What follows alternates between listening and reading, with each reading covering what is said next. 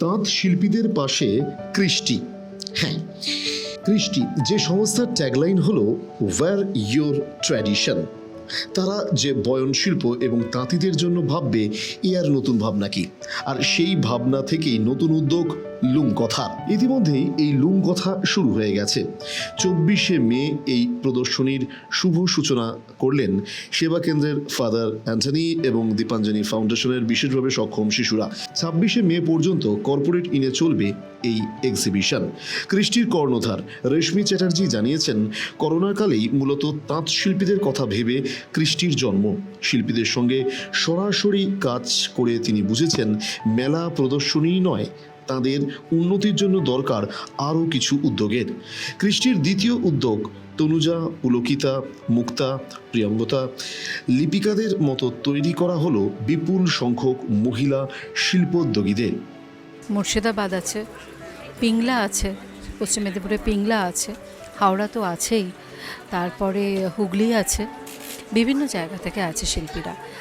Hello হেরিটেজের কৃষ্টি, hello heritage গত 23 বছর ধরে কাজ করে চলেছে আর্টিজান অ্যান্ড ওয়েভার্সদের নিয়ে, কারণ হেরিটেজ প্রিজার্ভেশন নিয়ে আমাদের কাজ।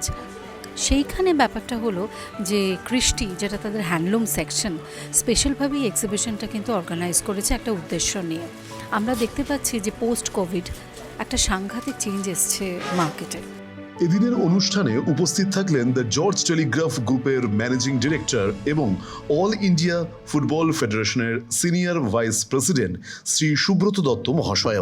আমাদের গ্রাম বাংলার যেসব বিশেষ বিশেষ কাজ, হস্তশিল্প, সেগুলোকে শহরে নিয়ে আসা, শহরের মানুষের কাছে উপস্থাপনা করা, এটা তো একটা বিশাল কাজ, এটা খুব ভালো কাজ।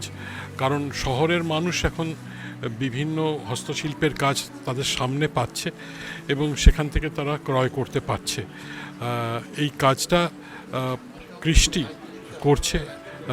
আজকের এক্সিবিশনের নাম লুম কথা, এবং এই লুম কথায় আমরা বিভিন্ন ধরনের বস্ত্রশিল্প, হস্তশিল্প সব আমরা দেখতে পাচ্ছি।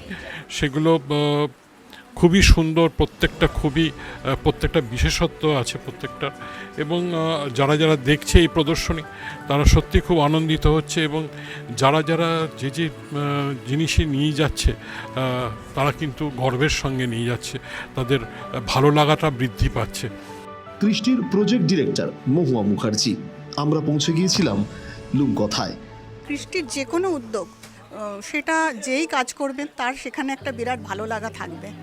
কেননা এটা মেনলি করা হয় আমরা সমস্ত মহিলা, স্বনির্ভর মহিলা যারা, তাদেরকে আমরা চেষ্টা করি যাদের মানে তারা সামনে আসতে পারেন এবং তাদের যে প্যাশন বলুন, তাদের ভালোবাসা, তাদের লড়াই, তাদের সব কিছু যেন আমরা সবার সামনে সেটা নিয়ে আসতে পারি।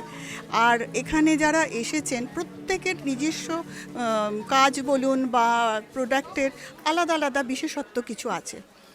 কারোর সাথে সেভাবে আপনি কারোর মিল পাবেন না, কাজের ক্ষেত্রে বলছি, কিন্তু প্রত্যেকের একটা সঙ্গে মানে লড়াই বলুন, ভালোবাসা বলুন, সব কিছুই রয়েছে এর মধ্যে। হাজির বিভিন্ন জগতের স্বনামধন্য ব্যক্তিত্বরা।